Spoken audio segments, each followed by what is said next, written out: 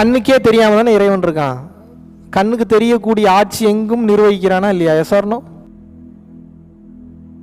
அப்ப கண்ணுக்கு தெரியாத பொருள், சைஸ்ல கம்மியா இருக்கிற பொருள் சக்தி வாய்ந்தது இல்லை என்று அர்த்தம் கிடையாது. மாபெரும் சக்தி வாய்ந்த மேட்டர்லாம் அதுக்குள்ளதான் இருக்கு.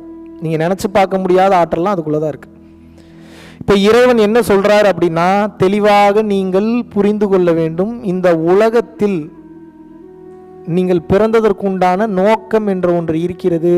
அந்த நோக்கம் என்ன அப்படின்னா, பிறப்பு இறப்பற்ற அந்த நிலைக்கு உங்கள் ஆன்மா அந்த டைமென்ஷனுக்குள்ள என்டர் ஆகணும். அது ஒரு தனி டைமென்ஷன்.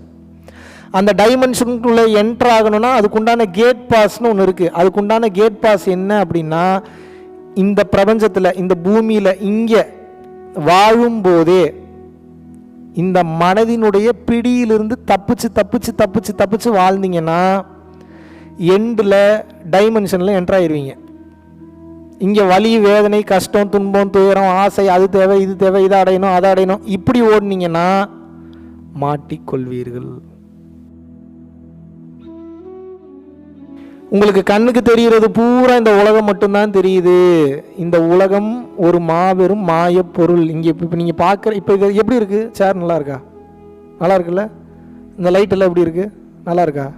கீழே இருக்கிற இந்த பெட்ஷீட்டு, போர்வை, அது இது எல்லாமே நல்லா இருக்கா? இங்கே அப்படி எதுவுமே இல்லை, தெரியுமா உங்களுக்கு? விளையாட்டுக்கெல்லாம் சொல்ல, சீரியஸாக தான் சொல்கிறேன். இருக்கிற மாதிரி தெரியும், ஆனால் இங்கே எதுவும் இல்லை. இது இப்போ உங்களுக்கு சொன்னால் புரியாது. துரிய விழிப்பு என்ற ஒன்று ஏற்படும் போது தான் புரியும் இங்கே அப்படி எதுவுமே இல்லைன்னு. எனக்கும் தெரியும் இங்கே ஒன்றும் இல்லைன்னு, வேறு வழி இல்லை, இங்கே தான் பேசி ஆகணும். நான் என்ன செவ்வாய்கிரகத்தில் போய் பேசுறது இங்கே ஒன்றும் இல்லைன்றதுக்காக? நீங்கள்லாம் இங்கே தான் இருக்கீங்க, இந்த பூமியில் தான் இருக்கீங்க. புரியுது, எல்லாம் புரியுது, எல்லாம் தெரியுது. இருந்தாலும் டைம் வர வரைக்கும் நாங்கள்லாம் வெயிட் பண்ணோம். பட்டினத்தாருக்கு காதற்ற ஊசியும் வாராது கான் கடை வழிக்கேன்னு படிக்கிறாரு. ஞானம் ஓப்பன் ஆயிடுச்சு. ஞானம் ஓப்பன் ஆனு முக்திக்கு போயிட்டார். அவர் போய் ஒருத்தருக்கு தீட்சை கொடுக்குறாரு, பத்ரகிரியார் அவர் பேர். அவருக்கு பட்டினத்தாரு அவரோட சீடருக்கு தீட்சை கொடுக்குறாரு. பத்ரகிரியார் அரச பதவியெல்லாம் விட்டுட்டு வந்துட்டார். இவர் பின்னாடியே பார்த்தா பட்டினத்தாருக்கு மாதிரி இவர் முக்திக்கு போயிட்டார். அப்படியே போறாரு, ஒரு சிவன் கோயிலுக்குள்ள அப்படியே காணாமல் போயிட்டார். அட படுவாயிடே, என் பின்னாடி வந்தவன் நீ, உனக்கு தீட்சை கொடுத்து நீ எஸ்கேப் ஆகிட்ட, நான் என்னடா இன்னும் சுற்றிக்கிட்டு இருக்கேன்னு சொல்லி இவர் தெரு வாழஞ்சிட்டு இருந்தார் துண்டை கட்டிட்டு. எங்கேயா முடிச்சு விட போறீங்க, எங்கேயா முடிச்சு விட போறீங்க, வேணாம் அந்த உலகம் எனக்கு கொடுத்து விடுங்கயா, கொடுத்து விடுங்க. அப்புறம் ரோடோட அலைஞ்சிட்டு இருந்தார். அப்புறம் திருவொற்றியூரில் அவருக்கு சமாதி கிடைக்குது. அதில் அந்த கதை தெரியுமா? கேள்விப்பட்டிருக்கீங்களா இல்லையா? பேய் கரும்பு என்று இனிக்கிறதோ அந்த இடம் தான் உனக்கு சமாதி அப்படின்னு சொன்னாங்க. ஞாபகம் இருக்கா இல்லையா? பேய் கரும்புனா என்ன? அந்த கரும்பு இனிப்பே இல்லாத கரும்பு. இனிப்பே இல்லாத கரும்பு எப்படி இனிக்கும்? ஏன் திருவொற்றியூர் போனால் இனிக்குமா? நீங்கள் வேணால் ஒரு கரும்பு கொண்டு போய் கடிச்சு பாருங்க. திருவொற்றியூரில் எப்படி பேய் கரும்பு இனிக்குதுன்னு நான் பார்க்குறேன். இனிக்குமா? அப்போ அதுக்கு அர்த்தம் என்ன? அவர் ஞான நிலையிலேயே பயணம் பண்ணி நாளை நிரந்தரமில்லை, நாளை நிரந்தரமில்லை, நாளை நிரந்தரமில்லை. பட்டினத்தார் எவ்வளோ பெரிய ஆள் தெரியுமில்ல உங்களுக்கு? சாதாரணமாக நினச்சிங்க, ஏதோ பட்டினத்தார்னு ஏதோ பட்டினத்தடிகள் நினச்சிக்கிறீங்க. அப்படி இல்லை. அரசன் நாட்டை நடத்துறதுக்கு, இந்தியா மாதிரி ஒரு நாடு, அந்த நாட்டை நடத்துறதுக்கு அரசன் கஷ்டப்பட்டுக்கிட்டு இருக்கான் பொருளாதாரம் இல்லாமல். அப்போவே கப்பலில் போய் கடல் கடந்து வணிகம் பண்ணவர் பட்டினத்தார். யாரு? கப்பலில் போய் கடல் கடந்து வணிகம் பண்ணி தங்கம், வைரம், வைடூரியம் இதெல்லாம் இம்போர்ட் பண்ணி கொண்டு வந்து நாட்டை நடத்துறதுக்காக அரசனுக்கு கடன் கொடுத்தவர். புரியுதா? புரிஞ்சுக்க முடியுதா உங்களால? நாட்டை நடத்துவதற்காக அரசனுக்கு கடன் கொடுத்தவர் பட்டினத்தார். அந்த காலத்தில் அவரோட சொத்து மதிப்புகளை கணக்கு போடுறாங்க. ஓரளவுக்கு தான் போட முடிஞ்ச. பாதி பொருட்களுக்கெல்லாம் இதுக்கு என்ன வேல்யூ என்ன ஏதுன்னே தெரியலேன்னு சொல்லி விட்டுட்டாங்க. அதுக்கப்புறம் கணக்கு போட முடியல. அப்படி விட்டது பாதி. கணக்கு போட்டது மட்டும் எவ்வளோ தெரியுமா? இந்தியன் வேல்யூக்கு 7.5 லட்சம் கோடி. எத்தனை? 7.5 லட்சம் கோடி. பாதி பொருள்களுக்கு இதுக்கு ப்ரைஸை ஃபிக்ஸ் பண்ண முடியாதுன்னு விட்டுட்டானுங்க. மொத்தத்தையும் தூக்கி ரோட்டில் கொட்டுங்கடான்னு கிளம்பிட்டார் அவர். அப்படிப்பட்டவர் பணம், காசு, குடும்பம் இப்படி சுற்றிட்டு இருந்தவர், ஞானம், கடவுள் இப்படி தெருவா போறார். அதுக்காக நீங்க தெருவா போகணும்னு அவசியம் இல்லை, சொல்றேன். தெருவா போறார். இந்த ஞான நிலையிலேயே, இந்த சிந்தனையிலேயே இருக்க இருக்க இருக்க இருக்க இருக்க இருக்க திருவொற்றியூர் வரும்போது அவருடைய கரும்பு இனிக்கிறது. அது எப்படி இனிக்கும்? அதான் யோக ரகசியம். இந்த சிந்தனையிலேயே, இறைவன் மேலேயே சிந்தனையில இருக்க இருக்க இருக்க இருக்க இருக்க இருக்க பீனியல் கிளாண்ட் ஆக்டிவேட் ஆகுது அவருக்கு. இறை சிந்தனையிலே இருந்தாலும் பீனியல் கிளாண்ட் ஆக்டிவேட் ஆகும், புருவ மத்திய கவனத்திலே இருந்தாலும் பீனியல் கிளாண்ட் ஆக்டிவேட் ஆகும், கருணை நிலையில் உச்சகட்டத்தில் இருந்தீங்கனாலும் பீனியல் கிளாண்ட் ஆக்டிவேட் ஆகும். இவர் இறைவன் மேலே மாபெரும் பக்தியில் சரணாகதியில் இருக்கிறார், பீனியல் கிளாண்ட் ஆக்டிவேட் ஆகுது. பீனியல் கிளாண்ட் ஆக்டிவேட் ஆனோடனே அமிர்தம் சுரக்கிறது. என்ன ஆகுது? எங்க சுரக்குது? கரும்புலியா? உள்ளுக்குள் இது மண்டை, இது புருவமத்தின்னு சொல்லலாம். ஆக்சுவல் புருவமத்தி இது கிடையாது. இங்கே ஒரு குச்சி விட்டுற போறீங்க. ஒரு எக்ஸாம்பிளுக்கு சொல்கிறேன். இப்படி ஒரு கம்பி விடுறீங்க, இப்படி ஒரு கம்பி விடுறீங்க, இப்படி ஒரு கம்பி விடுறீங்கன்னா மூன்றும் ஒன்றாக சங்கமிக்கக்கூடிய சென்டர் பாயிண்ட். அப்படின்னா என்ன அர்த்தம்? இது தலை அப்படின்னா இங்கே இருக்குது சென்டர் பாயிண்ட். புரியுதா உங்களுக்கு? பார்க்க முடியுதா? அந்த இடத்துல கண்ணுக்கே தெரியாத ஒரு ரூபத்தில் பீனியல் கிளாண்ட் எப்படி இருக்கும் தெரியுமா? சிவலிங்கத்தின் வடிவில் இருக்கும். எக்ஸாக்ட் சிவலிங்கம் மாதிரி இருக்காது, பட் சிவலிங்க ஷேப்பில் இருக்கும், குட்டியாக இருக்கும், பனிக்கூழ் போன்று இருக்கும், ஐஸ்கிரீம் மாதிரி இருக்கும். உள்ளே இருக்கிற சிவலிங்கத்தை பாடுறான்னா பூரா போயிலும் வெளியில் இருக்கிற சிவலிங்கத்தையே பார்த்துட்டு இருக்காங்க. இங்கே போனால் இந்த சிவபெருமான அருள் கொடுத்துட மாட்டார், அந்த எப்படி அருள் கொடுப்பாரு? எண்ணமும் சரியில்லை, தாவமும் பண்ணுறதில்ல, ஒரு உருப்படியான காரியமும் பண்ணுறதில்ல, எந்த சிவபெருமான் வந்து அருள் கொடுப்பார்? இப்போ என்ன ஆகுது அப்படின்னு வந்து கேட்டிங்கன்னா, இறை சிந்தனையிலேயே அவர் இருக்க இருக்க இருக்க ஒரு கட்டத்துக்கு மேலே பீனியல் கிளாண்ட் ஆக்டிவேட் ஆகி அங்கே இருந்து அமிர்தம் சுரக்க ஆரம்பிக்கிறது. இப்போ கரும்பு எடுத்து கடிச்சா மட்டும் இனிக்காது, எதை எடுத்து கடிச்சாலும், நீங்கள் செருப்பு கழட்டி கடிச்சாலும் இனிக்கும், உங்கள் கையவே நீங்கள் கடிச்சாலும் இனிக்கும், எதுவுமே பண்ணலனாலும் இனிச்சுக்கிட்டே இருக்கும். ஏன்? உள்ளுக்குள் இருக்கக்கூடிய அமிர்தம் சுரக்க ஆரம்பித்து விட்டது. இதுக்கு பேர் தான் வானாமிர்தம். பார் கடல்ல அமுதத்தை கடைஞ்சு எடுத்தாங்கல்ல, எந்த பார் கடல்ல எந்த அமுதத்தை யார் கடைஞ்சு எடுத்தது? எந்த பாம்பு விட்டு எங்கே கடைஞ்சு எடுத்தாங்க? உடல் என்பது ஒரு மாபெரும் மலை, இந்த வயிறு என்பது மாபெரும் கடல், பாம்பு என்பது உங்களது வாசி காற்று.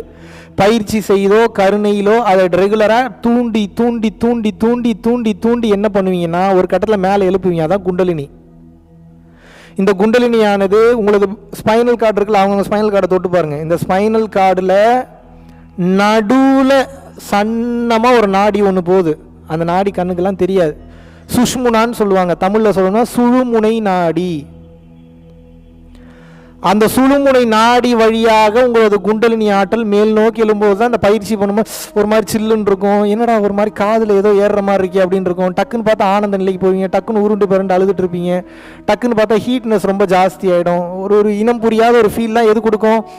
அப்பப்போ இந்த சுழுமுனை நாடியில் ஆற்றல் ஏறி ஏறி இறங்கும். ரெகுலராக ஏறிடுச்சுன்னா குண்டலினி ரைஸ் ஆயிடுச்சுன்னு அர்த்தம். அந்த சுழுமுனை நாடி வழியாக அந்த அந்த குண்டலம் அப்படின்னா என்ன? குண்டலம் போன்ற இருக்கக்கூடிய காட்டுன்னு அர்த்தம். பாம்பு தூங்கிட்டு, பாம்பு தூங்கலை, பாம்பு மாதிரி sir sir sir sir sir sir மேலே ஏறும். டாக்டரோட சிம்பிள்லாம் பார்த்துருக்கீங்களா இல்லையா? இந்த கார்லலாம் பார்த்தீங்கன்னா டாக்டருங்க கார்லாம் பார்த்துருக்கீங்களா இல்லையா? ஒரு கம்பி ஒன்று இருக்கும், அந்த கம்பியில் பாம்பு, 2 பாம்பு மேலே போகிற மாதிரி இருக்கும். நோட் பண்ணியிருக்கீங்களா இல்லையா? அந்த கம்பி தான் முதுகுத்தண்டு, அந்த முதுகுத்தண்டை சுற்றி ஆற்றல் நிலை, இது ரெண்டும் தான் மொத்த பாடியோட மெக்கானிசம். ஸ்பைனல் கார்டு இல்லைன்னா உங்களுடைய பாடி இயங்குமா? அப்போ spinal cord is the base. அதனால தான் வச்சுருக்கான் இந்த ஆற்றல். அதை ஏன் அடுத்து வச்சுருக்கான்னா அதான் உயிர் சக்தி. அது இல்லைன்னா உயிர் இல்லை. வெறும் உடல் இருந்தாலும் போனோம், வெறும் உயிர் இருந்தாலும் பேய். அப்போ உடலும் உயிரும் சேர்ந்து இருந்தால் தான் அவனுக்கு பேர் மனிதன் அல்லது நடமாடும் உயிரினம், எப்படி வேணாலும் வச்சுக்கோங்க என்று பொருள். இப்போ என்னன்னா,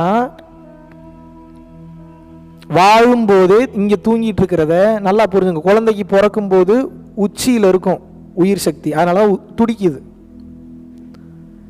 அந்த உயிர் சக்தி அது வளர வளர வளர வளர அம்மா சொல்லு, அப்பா சொல்லு, தங்கச்சி சொல்லு, டம்ளர் பார் இப்படி இருக்கு, பால் பார் இப்படி இருக்குன்னு கெடுக்குறீங்க உங்கள் குழந்தைய. நீங்களே எப்படி கெடுக்குறீங்க? இப்படி தான் கெடுக்குறீங்க. அறிவு என்பதை உட்புகுத்தி அது ஆனந்த நிலையில் இருக்குது, அப்படியே கெடுத்து கெடுத்து அதுக்கு மனம் வரும்போது அந்த உயிர் சக்தி கொஞ்சம் கொஞ்சமாக இறங்கி இறங்கி இறங்கி இறங்கி மூலாதாரத்தில் போய் உட்காந்துரும். அப்புறம் அது உட்காந்துருச்சுன்னா ரொம்ப கஷ்டம், எழுப்புறது ரொம்ப கஷ்டம்.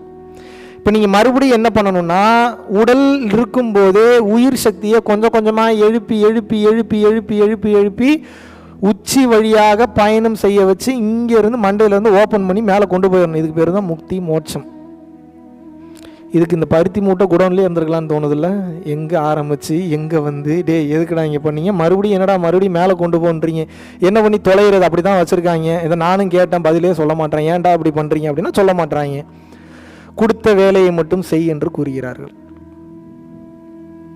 அங்கேயே இருந்திருக்கலாம். அங்கேருந்து இறங்கி இப்படி ட்ராவல் பண்ணி இவ்வளோ பஞ்சாயத்துகளுக்கு அப்புறம் இப்படி ஒரு முடிவுக்கு வரணுமா அப்படின்னு இருந்தால் அப்படி தான் இருக்குது. இப்போ உங்களோட வேலைன்னா பட்டினத்தார் அப்படி இறை சிந்தனையிலேயே இருந்து பீனியல் கிளாண்ட் ஆக்டிவேட் ஆகி அமிர்தம் சுரக்க ஆரம்பித்து விட்டது. அமிர்தம் சுரத்ததுனால பேய் கரும்பை கடிக்கிறாரு, இனிக்குது. அந்த தன்மைக்கு போனோடனே உங்கள் பாடியை நீங்கள் எப்படி வேணாலும் மாற்றிக்கலாம். புலியாக மாற்றலாம், சிங்கமாக மாற்றலாம், கழுதியாக மாற்றலாம், குரங்காக மாற்றலாம். உங்கள் சங்காத்தமே வேணாண்டான்னு சொல்லி போகிறதுனாலும் போயிடலாம்.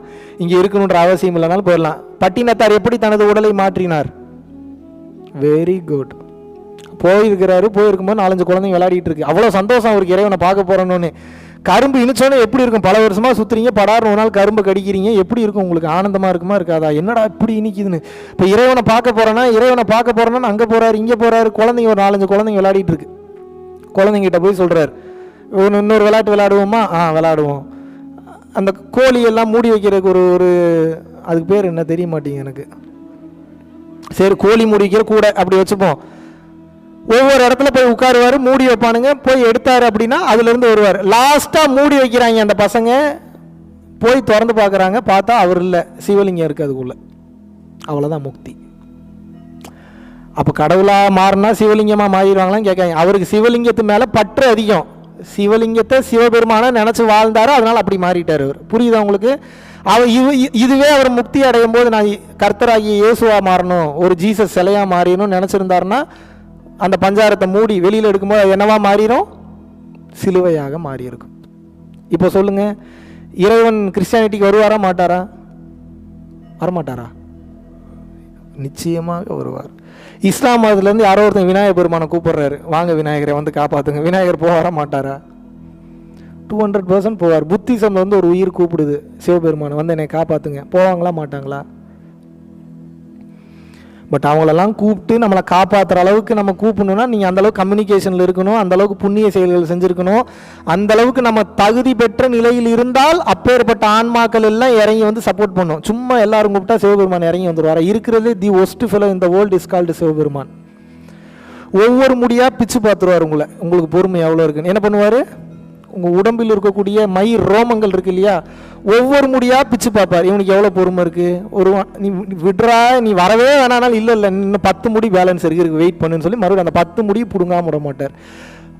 அப்போ எப்பேற்பட்ட அர்ப்பணிப்போடு இருந்தால் அவ்வளோ பெரிய அர்ப்பணிப்பெல்லாம் அந்த காலத்தில் செஞ்சுருக்க முடியும். இப்போ புரிஞ்சுதா எவ்வளோ பெரிய ஒரு மெயினான ஒரு விஷயத்தை நோக்கி நம்ம போய்கிட்டு இருக்கோம். இது சின்ன விஷயம் கிடையாது. ஜஸ்ட் லைக் தட் ஆரம்பித்து ஜஸ்ட் லைக் தட் முடியக்கூடிய விஷயம் கிடையாது. முக்தியை நோக்கி நாம் பயணம் செய்து கொண்டிருக்கிறோம். எதை நோக்கி பயணம் பண்ணிட்டு இருக்கோம்? இந்த முக்தியை நோக்கி பயணம் பண்ணணும் அப்படின்னா மனம் என்பது ஆன்மாவை பிடித்திருக்கக்கூடிய அந்த தன்மையிலிருந்து கொஞ்சம் லூஸ் பண்ணணும். அது எப்போ லூஸ் பண்ணுன்னா நீங்கள் லூஸ் ஆகிட்டீங்கன்னா அது லூஸ் பண்ணிடும். சத்தியமாக அதுதான் உண்மை. இப்போ பிரச்சனை என்னென்னா, நீங்களாம் அறிவாளியாக இருக்கணுன்னே ஆசைப்படுறீங்க, அதனால அது லூஸ் பண்ண மாட்டேங்குது. எப்போ நான் ஒரு லூஸுன்றதை நீங்கள் அக்செப்ட் பண்ணிக்கிறீங்களோ, அட்மிட் பண்ணிக்கிறீங்களோ, அது லூஸ் ஆயிரும் ஆட்டோமேட்டிக்காக. உங்களுக்கு எந்த ஆளை பிடிக்குதோ அந்த ஆள் ரூபத்தில் போய் காட்சி கொடுக்குறாரு. உங்களுக்கு புரியுதா புரியலையா? நான் கனவுல வர்றதை நான் தான் எங்கேயாவது மறுபடியும் நினச்சிட்டு இருக்க போறீங்க. நான் கிடையாது, புரிஞ்சுக்கங்க. நான் என்பதே ஒரு மாபெரும் மாயை. கொஞ்சம் அழகாக இருக்கிறேன், கொஞ்சம் கலராக இருக்கிறேன், கொஞ்சம் கருப்பாக இல்லாமல் கொஞ்சம் வெள்ளையாக இருக்கிறேன்னா இந்த உலகத்தில் இருக்கிறவங்கள கவுக்குறதுக்காக இந்த மாதிரி தன்மையில் கொண்டு வந்திருக்கா. கவுக்குறதுன்னா எப்படி கவுக்குறதுக்கு? கொஞ்சம் இன்றைக்கெல்லாம் உங்களுக்கு மாடர்னாக பேச வேண்டியதாக இருக்குது, கொஞ்சம் ஸ்டைலிஷான இங்கிலீஷ் பேச வேண்டியதாக இருக்குது. ஆள் சரியில்லைன்னா மதிக்க மாட்டீங்க முதல்ல. அப்போ என்ன, எப்படி பாருங்கள், எப்படி ஒரு ப்ராடக்ட்டை ரெடி பண்ணி கொண்டு வந்திருக்கான் பாருங்கள். நானே ரசிப்பேன் அப்பப்போ வீடியோ போட்டு பார்த்து, எப்படி ஒரு ப்ராடக்ட்டை ரெடி பண்ணியிருக்காங்க பாரு. எங்கேயோ சுற்றிட்டு இருந்தவனை தூக்கி கூட்டு வந்து உட்கார வச்சு இப்படி ஒரு டிசைனை கிரியேட் பண்ணி இப்படி ஒரு ப்ராடக்டாக ரெடி பண்ணி கொடுத்துருக்காங்களே. காரணம் என்ன? கேட்க மாட்டீங்கல்ல. ஆமாவா இல்லையா? பரவாயில்லையே, ஒத்துக்கிறீங்களே. அந்த விஷயத்தில் I love you so much. இவ்வளோ நல்லவங்களா மாறிட்டீங்களா? இன்னும் பாதி நாள் கிளாஸ் கூட முடியல, அதுக்குள்ளே ஏற்றுக்கொள்ளக்கூடிய தன்மைக்கு போயிட்டீங்கன்னா உண்மையாகவே கிரேட் தான் நீங்கள். இப்போ நான் என்ன சொல்கிறேன்னா, இந்த அருட்பெரும் ஜோதியானது எல்லா பொருட்களுமாக இருக்கிறது, எல்லா மனிதர்களுமாக இருக்கிறது. புரிஞ்சுதா புரியலையா? புரியுதா புரியலையா? அவ்வளோதான் மேட்ரு. இனிமேல் மெய்ப்பொருள், இனிமேல் இது மெய்ப்பொருள் என்னன்னு கேட்டால் என்ன சொல்லுவீங்க?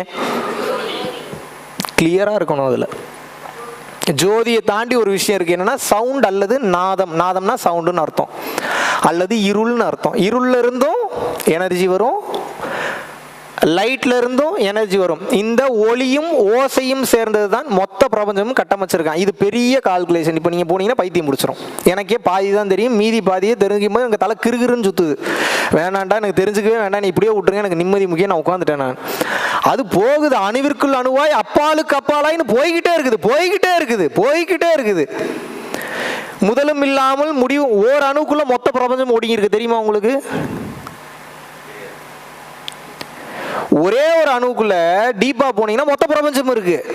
மொத்த பிரபஞ்சம் எதுக்குள்ள இருக்குன்னு பார்த்தா ஓர் அணுக்குள்ள ஒடுங்கி இருக்கு. அதெல்லாம் கதை மாதிரி தான் தெரியும், நீங்கள் உட்காந்தீங்கன்னா தான் தெரியும். மென்டல் லூஸ் ஏதோ வளரிக்கிட்டு இருக்குது, உட்காந்து ஏதோ கண்டென்ட் கிடைக்கலன்னு பேசிகிட்டு இருக்கான்ற மாதிரி தான் தெரியும். நீங்கள் பயிற்சி பண்ணீங்கன்னா தான் உங்களுக்கு தெரியும். அதுக்குள்ள டீப்பா போக போக போக போக போக போக போக போக போக போக போயிட்டே இருக்கு, போயிட்டே இருக்கு, போயிட்டே இருக்கு, போயிட்டே இருக்கு, போயிட்டே இருக்கு. அடா போங்கடா டே, எனக்கு டயர்டாகி போய் உட்காந்துட்டேன். இதுக்கப்புறம் எனக்கு பார்க்கறதுக்கெல்லாம் பொறுமை இல்லை, நான் இப்படியே வாழ்ந்துக்கிறேன். வந்தா வா, வராட்டி போ, கொடுத்தா குடு, குடுக்காட்டி போன்னு சொல்லி டயர்ட் ஆயிடுச்சு. இப்போதான் அகத்தியர் சொன்ன வார்த்தை எனக்கு ஞாபகம் வந்தது.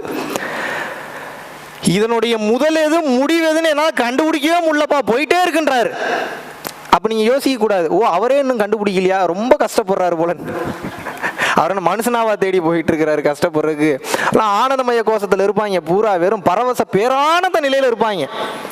அப்படி இன்பமா இருக்கும், அப்படி இன்பமா இருக்கும். நீங்க வாழ்றதெல்லாம் ஒரு வாழ்க்கை, இதுக்கு ஒரு எக்ஸ்பிளனேஷன் வேற. கொடுமை. சும்மா அடுத்தவன் சொல்ற கதையெல்லாம் கேட்டுட்டு சும்மா அடிச்சு விடல. முதல்ல தெரிஞ்சுக்க, நான் கும்பிடக்கூடிய எனது அப்பன் காஞ்சி விஸ்வநாத சுவாமிகள் மேல சத்தியம் பண்ணி சொல்றேன். காலையில 3:30 மணிக்கு எந்திரிச்சு பயிற்சி பண்ண ஆரம்பிக்கிறேன். டெய்லியும் 3:30 எந்திரிக்கிறது இல்லை, இப்போ எந்திரிக்கிறது 7-8க்கு மேலே தான் எந்திரிக்கிறது. இதுக்கப்புறம் 3:30 எந்திரிச்சா ஜீவசமாதி ஆயிரும். எப்படி வசதி? கொஞ்சம் குறைச்சிட்டேன் நான். இப்போ கொஞ்சம் பொறுமையாகவே போவோம். அது போக போக இங்கே இருக்கவே விட மாட்டேங்குது. காட்டுக்குள்ளே போகணுது, எங்கேயாவது போய் எஸ்கேப் ஆக, எங்கே போய் உபதேசம் பண்ணுறது? அப்படியே டெக்னிக்காக அப்பப்போ டைம் கிடைக்கும் போது உட்காந்துக்கிறது. காலையில் எத்தனை மணிக்கு உட்கார்றேன் அப்படின்னா 3:30 மணிக்கு பயிற்சியில் உட்கார்றேன். நல்லா கவனிக்கணும், அனுபவத்தெல்லாம் சொல்லவே மாட்டேன். இருந்தாலும் உங்களுக்கு ஏதாவது இந்த ஆட்டுக்கு புல்லுக்கிட்டு காமிச்சு கூட்டு வர வேண்டியதாக இருக்கும். உங்களை வேறு வழியில் என் தலையெழுத்து என்ன பண்ணுறது, இதெல்லாம் சொன்னாவாது இந்த பக்கம் திரும்ப மாட்டீங்களான்னு ஒரு நப்ப ஆசை. நல்லா கவனிங்க. காலையில் 3:30 மணிக்கு பயிற்சியில் உட்கார்றேன். பயிற்சியில் உட்காந்து முடிச்சுட்டு எந்திரிச்சிட்டேன். ஒரு 1.25 மணி நேரம் சம்திங் பண்ணுறேன். பண்ணி முடிச்சோன்னே சரி ஓகே அப்படின்னு சொல்லிட்டு எந்திரிக்கிறேன். படார்னு கீழே இருந்து மேலே ஏறி ஒரு அடி ஒன்று அடிக்குது உள்ளுக்குள்ள. அடினா நீங்கள் அடிக்க நினைக்கிற மாதிரி அடியில், இது வேற மாதிரி ஒரு அடி. ஜிவ்னு கரண்ட் ஷாக் அடித்த மாதிரி ஒரு ஷாக்கு. அப்படியே கை காலெலாம் அடி, அப்படியே சரிஞ்சவன் தான் சோஃபாவில். நான் மறுபடியும் எந்திரிக்கிறதுக்கு சாயந்தரம் 4-5 மணிக்கு மேலே ஆயிடுச்சு. காலையில் 3-3:30 மணிக்கு விழுந்து எந்திரிக்கிறதுக்கு எத்தனை மணி ஆகுது?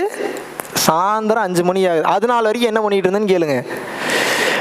சுகம்னா சுகம், அப்படி ஒரு சுகம், அப்படி அப்படி.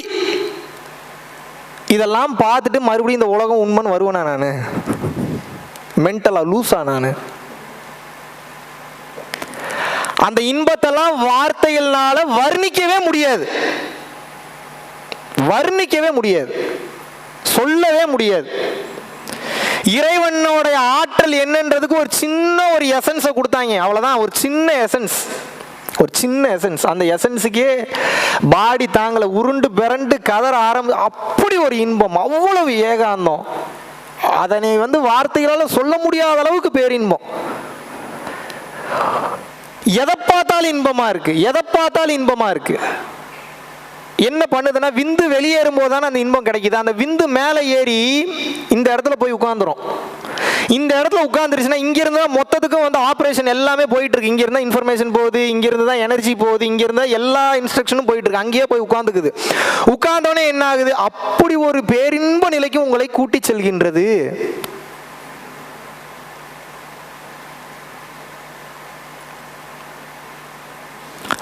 இதை நீங்கள் என்னென்ன எக்ஸ்பிளைன் பண்ணுவீங்க? இதை அவன்கிட்டயாவது சொன்னால் புரிய வைக்க முடியுமா? ஒரு பாட்டு போட்டால் அந்த பாட்டை பார்க்க அவ்வளோ சுகமாக இருக்கு.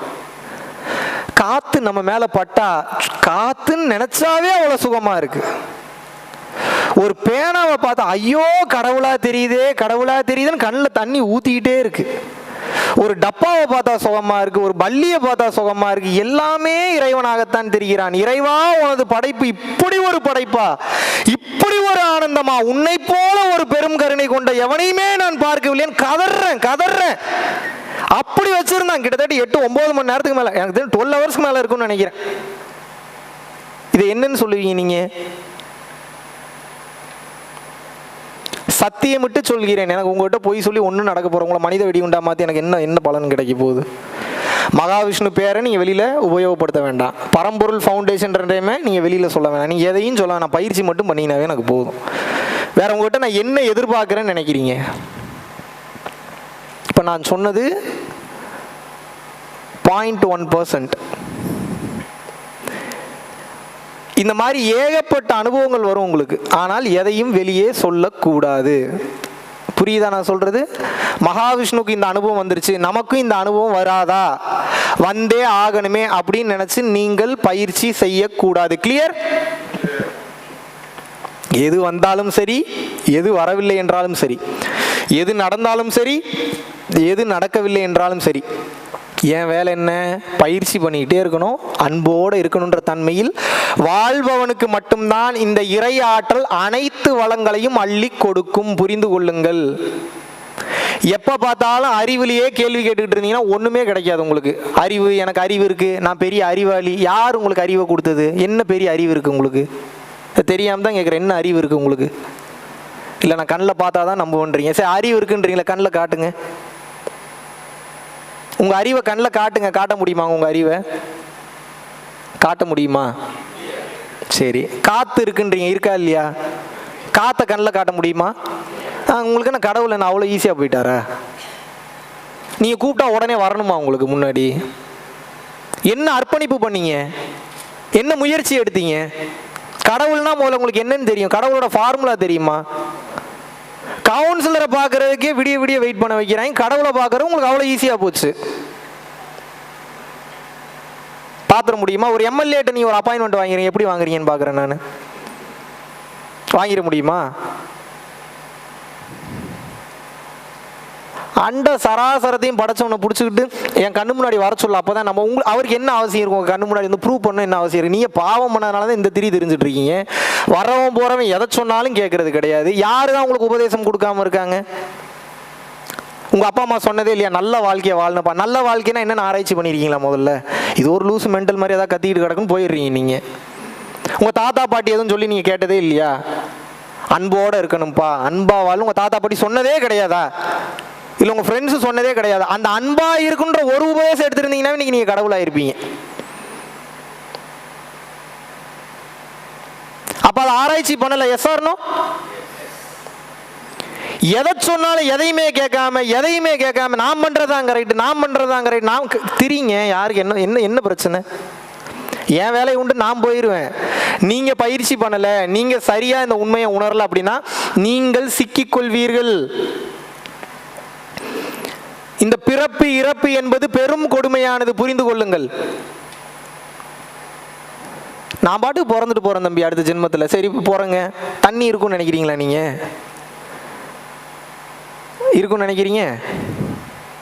இப்போவே 2 ரிங்கெட்ஸ் கேட்குறான் ஒரு வாட்டர் பாட்டில். இத்தினூண்டு தான் இருக்கு கிறிஸ்டல் கிரவுண்டில். எத்தனை ரிங்கெட்டு? Live example. அங்கெல்லாம் சிங்கப்பூர்லாம் போனால் இன்னும் ஒஸ்ட்டு. எத்தனை பேர் சிங்கப்பூர்லேருந்து வந்திருக்கீங்க? இன்னும் கேவலம். அங்கெல்லாம் போனீங்கன்னா தங்கத்தை கூட சும்மா கொடுத்துருவான் போல, தண்ணியை கொடுத்து தொலைய மாட்டானுங்க. காசு கொடுத்துட்டு வாங்கிட்டு போனி. நீர் பொருளாதாரத்துக்கு வந்துருச்சு மொத்த உலகமும். எங்கே இன்றைக்கி நீங்கள் வீட்டில் சமைக்கிறீங்க, ஹோட்டலில் தான் சாப்பிட்றீங்க. எந்த ஹோட்டலில் உங்களுக்கு எக்ஸ்ட்ரா எசன்ஸு கெமிக்கல் போடாமல், அஜினோமோட்டோ போடாமல் எந்த ஹோட்டலில் சமைக்கிறான் இன்றைக்கி? உங்களுக்கு எந்த ஹோட்டலில் சமைக்கிறான்? போதா குறைக்கு நான்வெஜ் வேறு சாப்பிட்றீங்க. உங்களுக்கு என்ன ஃப்ரெஷ்ஷான மீட்டு கொண்டு வரானா நான்வெஜ்ஜு? முதல்ல உயிரை கொல்றதே பாவம். அதை ஃப்ரோசன் சிக்கன், ஃப்ரோசன் மட்டன், அடேங்க அப்பா. இல்லை எனக்கு புரியல எப்படி என்ன இது, எங்கே போய் இந்த நாடு முடிய போகுது? இந்த உலகம் இன்னும் போக போக எத்தனை கொடுமைகளை சந்திக்கும்? இன்னும் எவ்வளோ கேவலமான வாழ்க்கையை நம்ம வாழ போகிறோன்னு எனக்கு தெரியல. இறைவன்றது உங்களுக்கு தெரிஞ்சிருச்சுன்னா எப்படி இருக்கும்? அவ்வளோதான், முடிஞ்சு போச்சு. உங்களுக்கு அந்த பவர் வந்துடும். அந்த கெத்து வந்துடும், யாருக்கு கண்ட்ரோல் ஆகும். ஆனால் அப்பையும் பணிவு தன்னடக்கத்தோடு தான் இருக்கணும். தன்னுயிர் தானற பெற்றானை ஏனைய மண்ணுயிரெல்லாம் தொழும்ங்கிறார் திருவள்ளுவர். என்ன சொல்றாரு? நல்லா கவனிங்க. தன்னுயிர் தான் அற பெற்றானை ஏனைய மண்ணுயிரெல்லாம் தொழும் அப்படிங்கிறார் திருவள்ளுவர். அப்படின்னா என்ன? தான், தனது, தனக்காக, தன் குடும்பம், தன்னுயிர் என்று தான் என்கின்ற அகங்காரம் நீங்கிய ஒருவனை இந்த உலகத்தில் உள்ள உயிர்கள் எல்லாம் கடவுளாகவே பார்க்கும் அப்படிங்கிறார். புரியுதா? புரியலையா? ஏன் அப்படி பார்க்குது? ஏன்னா தனக்குன்னு வாழ்றவன் தனக்காகவே சேமிச்சு வைப்பான், தனக்காக சேகரித்து வைப்பான், தனக்காக சேஃப்டி டெபாசிட் பண்ணுவான். இன்னொரு உயிருக்கு இன்னொருத்தனுக்குன்னு வாழும்போது சோதனைகள் வருவது போல தெரிந்தாலும் அவனை இறைவன் கைவிடவே மாட்டான். அவனுக்கு வேணுங்கிறத கொடுத்துக்கிட்டே இருப்பான், சைலண்டாக கொடுத்துக்கிட்டே இருப்பான். நேற்று கூட ஒரு ஒரு யோசனை போயிட்டு இருந்தது. என்னடா கொஞ்சம் நிதி சுமையாக இருக்கே, நானாக போய் ஒருத்தங்கிட்ட ஃபண்டு கொடுங்கலாம் கேட்குறது எனக்கு பழக்கமே கிடையாது. உனக்கு தேவைன்னா நீ வந்து கொடு, உனக்கு தான் நல்லது நடக்குது, என்ன எனக்கா நல்லது நடக்குது அப்படின்ற தன்மையில் நான் வாழ்ந்துட்டு இருக்கேன். இறைவன்கிட்ட மட்டும்தான் கேட்பேன், வேறு யார்ட்டையும் கேட்கறது இல்லை. ஒரு சிந்தனையோட இருக்கு. கீழே போகிறேன், நம்ம இந்த ஜோதி என்ன இருக்கிறார், அவர் ஏதோ அவர் கூட வேற ஒருத்தர் காரில் வந்திருந்தார் போல். என் கூட வந்த ஒருத்தருக்கு ஒரு மெடிசன் ஒன்று எடுத்து கொடுக்குறக்காக கீழே போயிருந்தேன். கீழே போனோடனே இந்த நிதியை பற்றி யோசிச்சுட்டு போகிற, கீழே போனோடனே பேப்பரில் எழுதியிருக்கு. இப்படி தான் பிரபஞ்சம் இப்படி தான் மெசேஜ் சொல்லும். நிதிச்சுமை அதிகமாக இருப்பினும் பசிச்சுமையை போக்குவதே ஒரே இலக்குன்னு வருது. முடிச்சிட்டாங்க. எவ்வளவு பொருளாதார பஞ்சாயத்து வந்தாலும் சோறு கொடுக்கறத நிறுத்தாத.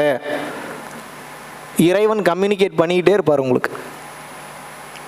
நான் உன் பின்னாடி இருக்கேன் தைரியம். அது ஏதோ ஒரு கால்குலேஷன் இருக்கும் அவங்க பின்னாடி, ஏதோ ஒரு நமக்கு என்ன சோறுக்கு வழி இல்லாமையா போயிடுச்சு. தங்குனா ஸ்டார் ஹோட்டலில் தான் தங்குறோம், காரில் தான் வந்து கூப்பிட்டு போகிறாங்க, ஃப்ளைட்டில் தான் வந்து இறங்குறோம். இவ்வளோ அன்பான மக்கள் இருக்கீங்க, இவ்வளோ டேக் கேர் பண்ணியிருக்கு, இத்தனை பேர் இருக்கீங்க. இத்தனை பேருக்கு அப்புறமே எனக்கு கோடி கோடியாக பணம் வேணும்னு நினைக்கிறது அறியாமை தானே? அதற்குண்டான நேரமும் அதற்குண்டான பக்குவம் வரும்போது இறைவனே அந்த அருளாசிகளை உங்களுக்கு வழங்குவார். எத்தனை பேருக்கு புரியுது? கிளியர்? ஓகே. இன்னொரு விஷயத்தை நீங்க தெளிவா புரிஞ்சுக்கணும். நீங்கள் இந்த வாழ்க்கையை வாழ்ந்து முடிக்கும் போது உங்க மனசுல வஞ்சம், ஏக்கம் எதுவுமே இருக்கக்கூடாது. ஏதாவது இருக்கு, ஒரு வேகத்தில் இருக்கு, ஏதோ ஒரு படபடப்புல உங்க உயிர் பிரியுதுன்னா முடிஞ்சு அதோட எழுதி வச்சுக்கோங்க. அதுக்காகவே இன்னொரு பிறவியை எடுப்பீர்கள். இதை என்ன சொல்றாரு திருவள்ளுவர்? பிறவி பெருங்கடல் நீந்துவர் நீந்தார் இறைவனடி சேராதார் அப்படிங்கிற. அப்படின்னா என்ன? பிறவி என்பது பெரும் கடல்பா. இந்த பெரும் கடலை நீங்கள் நீந்தி கடந்துதான் ஆக வேண்டும்.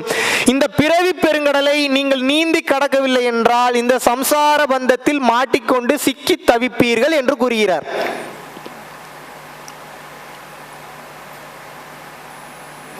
நான் பிறந்தா என்ன பிரச்சனை? இப்போ ஒரு கைகால் நல்லா இருந்தா கூட ஒரு சில பேருக்கு மனம் வலிக்கிறதா வலிக்கலையா? வேதனைப்படுதா படலையா? எங்களுக்கே அப்பப்போ வருது இவங்க பண்ற சேட்டை, இவங்களுக்கெல்லாம் வராதா? தோணுதா தோணலையா? வேதனைப்படுகிறதா இல்லையா மனம்? கஷ்டப்படுதா படலையா மனம்? அது இன்னும் அதிகமாக போச்சுன்னா சூசைட் அளவுக்கு போயிடுறீங்க. S or no? அப்போ போக போக போக போக மனம்னா என்னன்னு முதல்ல இப்போவே தெரியல உங்களுக்கு. மனம்னா என்னன்னு அதனால தான் கிளாஸ் வந்து உட்காந்துருக்கீங்க. அப்படியே மனம்னா என்னன்னு தெரிஞ்சால் அதோட குணம் என்னன்றது தெரியல. அப்படியே அதோட குணம் என்னன்னு தெரிஞ்சாலும் அதை எப்படி கண்ட்ரோல் பண்ணணுன்ற சூத்திரம் உங்களுக்கு தெரியல. அப்படியே கண்ட்ரோல் பண்ணுற சூத்திரம் தெரிஞ்சாலும் இது கஷ்டமா இருக்குன்னு விட்டுறீங்க. புரியுதா புரியலையா? இப்படியே போய்கிட்டு இருந்ததுன்னா கனமாப்பேட்டை சுடுகாட்டில் போய் படுத்துக்க வேண்டியதான் நீங்கள். அவ்வளோதான், உயிர் போயிடும், பேசாமல் போயிடும், ஒன்றும் பண்ண முடியாது. அதுக்கப்புறம் யாரும் உங்களுக்கு உதவ முடியாது, யாருமே உதவ முடியாது. நீங்கள் உங்களை தயார் செய்து கொள்ளவில்லை என்றால் வேறு யார் நினைத்தாலும் உங்களுக்கு உதவ முடியாது. புரிஞ்சுக்குங்க. உலகத்தை பொறுத்த வரைக்கும் தான் புருஷன், பொண்டாட்டி, குழந்தைங்கலாம். இறைவனோட கால்குலேஷனை பொறுத்த வரைக்கும் புரிந்து கொள்ளுங்கள். இறைவனோட கால்குலேஷனை பொறுத்த வரைக்கும் நீங்க தனியா நீங்க நினைச்சாதான் உங்க உயிர் நினைக்கணும் முதல்ல. ஏன்னா ஒவ்வொரு உயிரிற்கும் தான் எந்த வாழ்க்கையை அடைய வேண்டும் என்று முடிவெடுக்கக்கூடிய மாபெரும் சுதந்திரம் கொடுக்கப்பட்டுள்ளது. தற்சுதந்திரம்ன்றாங்க. இதுக்கு பேர் என்னங்க? நான் சொல்லி அதை திருப்பி சொல்லுங்கன்னு தானுங்க சொல்றேன். இதற்கு பெயர் என்ன? தற்சுதந்திரம் சொல்லுங்க. தற்சுதந்திரம்னா தனக்குண்டான சுதந்திரம். இந்த உயிரானது இறைவனாகவே இருப்பதனால் இறைத்தன்மையாகிய அருட்பெரும் ஜோதி இருக்கு இல்லையா, இந்த அருட்பெரும் ஜோதி முதல்ல நீங்க இருந்து எக்ஸிட் ஆகணும் அப்படின்னா நீங்க முதல்ல விருப்பப்படணும். நீங்க விருப்பப்படாம எவனும் ஹெல்ப் பண்ண மாட்டான். முதல்ல அது புரிஞ்சுக்குங்க. ஏன்னா இறைவன் உங்களை கையை பிடிச்சலாம் அப்படி தூக்கிலாம் விடமாட்டாரு. நீங்க அவனை கேள்வி கேட்டீங்கன்னா அவனே கருணையே உருவமானையோ நானே ஜாலியாக தான் சுத்திட்டு இருக்கேன், உனக்கு என்ன வேலை போ அப்படின்றீங்க. சொல்லுவீங்களா மாட்டீங்களா? இப்ப சிவபெருமானே உங்க கண் எதிர்க்க காட்சி கொடுத்து உங்களை எல்லாம் நான் காப்பாத்துறேன், வாங்க இந்த பயிற்சி பண்ணுங்க, உங்களை நான் காப்பாத்தி கூட்டு போறேன்னா சிவபெருமான் இந்த மாதிரி இருக்கு, காலண்டர்ல வேற மாதிரி இருந்தாரு, நீ சிவபெருமான் மாதிரி இல்லையே, எனக்கு டவுட்டா இருக்கு, நீ போ அப்புறமாம்பீங்க. சொல்லுவீங்களா மாட்டீங்களா? சொல்லுவீங்களா மாட்டீங்களாங்க? இப்போ சிவபெருமானே உங்களுக்கு பிடிச்ச ரூபத்தில் வந்தாதான் சிவபெருமான்னா நான்லாம் எந்த மூளைக்கு? ஏதாவது புரியுதா புரியலையா? இதுக்கப்புறம் புரியலன்னா ரொம்ப கஷ்டம் குருஜி, ரொம்ப ரொம்ப ரொம்ப ரொம்ப ரொம்ப ரொம்ப ரொம்ப கஷ்டம். இப்படி உங்களுக்கு பொறுப்பா உட்கார்ந்து பூரா வேறும் எல்லாரும் மணி மோட்டிவ்ல தான் சுத்திட்டு திரியிறாங்க. நல்லா புரிஞ்சுக்கணும். நான் எல்லாரையும் தவறுன்னு சொல்ல, மேக்சிமம் எல்லாம் பார்த்தாச்சு. நான் கற்றுக்கிட்டவங்களே இப்படி தான் சொல்லி திரியிறாங்க. வெளியில் ஒன்று பேசுறது உள்ள ஒரு மாதிரி இருக்கு. உங்களால் கண்டுபிடிக்கவே முடியாது என்ன மனநிலையில் இருக்கிறானுங்கன்னு, கண்டுபிடிக்கவே முடியாது. எனக்கு கண்டுபிடிக்கிறதுக்கே லேட் ஆயிடுச்சு. அடா பாய்லாம் பூராவே இப்படித்தான் இருக்கீங்களாடா நீங்கள். கொடுக்கும் தன்மையில் கொடுக்கும் தன்மையில் இருக்குன்றாங்க. சரி ஞானத்தை கொடுப்போன்னு வந்தால் எதுக்கு இதெல்லாம் சொல்லித்தரேன்னு கேட்குறாங்க.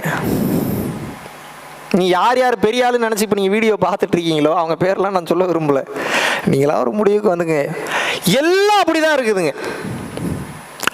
உண்மையை உணர்ந்தா வெளியில வர்றதில்லை. அப்படியே எங்கேயாவது போய் அப்படியே எஸ்கேப் ஆகி அப்படியே அந்த பவரை காப்பாற்றிக்கிட்டு அப்படியே முக்தி மோட்சத்தை நோக்கி ஓடிக்கிட்டு இருக்காங்க. லிட்டரலாக என்னெல்லாம் ஒரு ஆள் கேள்வி கேட்டார்.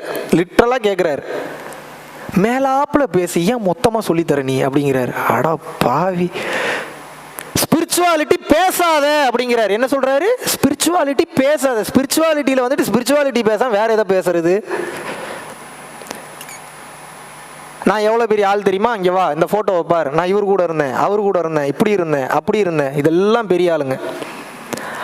அந்த ஆளோட வார்த்தையில் ஒரு வார்த்தையில் கூட இந்த தன்மைக்கு நீ வந்துட்டியா தம்பி, அந்த பிரபஞ்சம் அவ்வளோ பெருசு, இறைவன் அவ்வளோ உண்மையானவன், அவன் எல்லாத்துக்கும் எதை வேணாலும் எப்போ வேணாலும் கொடுப்பான். இப்போ உனக்கு இதை கொடுத்துருக்குறான் அப்படின்னா நீ இந்த இடத்துலலாம் போய் மாட்டிக்கிறதுக்கு நிறைய பிரச்சனை இருக்குது, கவனமாக இருக்கணும். நான் இந்த மாதிரி கஷ்டத்துலலாம் வந்தேன், நீ இந்த மாதிரி கஷ்டத்துலாம் நீ சிக்கிடக்கூடாது.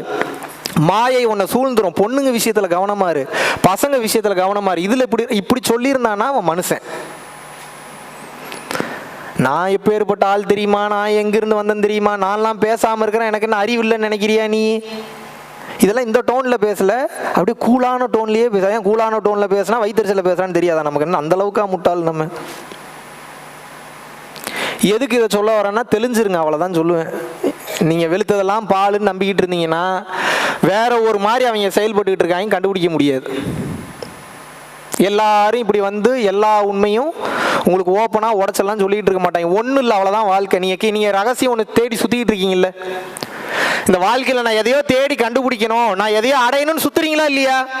அங்கே போய் பார்த்தீங்கன்னா ஒன்றும் இருக்காது. அதான் ரகசியம். அம்மா சத்தியமாக அதுதான் உண்மைங்க. வெட்ட வெளி, அதுக்கு பேர் என்ன? நீக்க மரம் நிறைந்திருக்கும் பேராற்றல் வெட்ட வெளியில இருக்கு. வெட்ட வெளின்றது சூன்யத்தன்மையில் இருக்கு. சூன்யத்தன்மை என்ற ஒன்று என்பது என்னன்னா ஒன்று மற்ற தன்மை. அதுக்கு பேர் என்ன? ஒண்ணு இல்லங்க.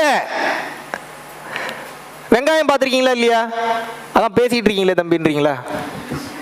வெங்காயம் பார்த்திருக்கீங்களா இல்லையா? உரிக்க உரிக்க உரிக்க உரிக்க உள்ள என்ன இருக்கும்?